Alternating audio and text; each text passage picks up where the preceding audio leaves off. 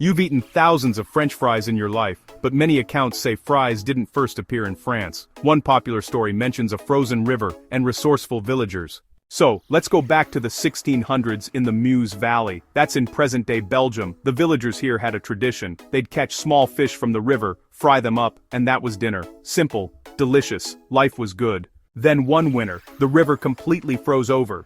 No fish.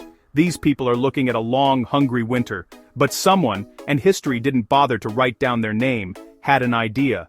What if we cut potatoes into the shape of those little fish and fry them the same way? They did. It worked, and a beloved dish took shape across the region, including Belgium.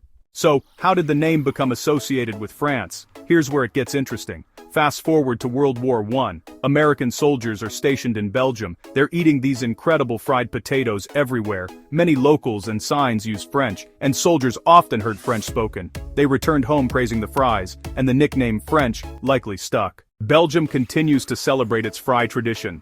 To this day, many advocate for recognition. In 2017, some groups sought recognition, including UNESCO listings for fry-making traditions. The Belgian fry, or frites, is often served in paper cones with mayonnaise, though preferences vary, and friteries are common. Meanwhile, France became widely associated with the name. Next time you get fries, remember a story of a frozen river, resourceful villagers, language mix-ups, and a name that stuck, according to many accounts. Belgium is often credited with popularizing them. France influenced the name. In the US, they became a fast food staple. Usage and origins vary. What other foods do you think are named after a different country? Drop it in the comments. Subscribe to Meal Mysteries for more.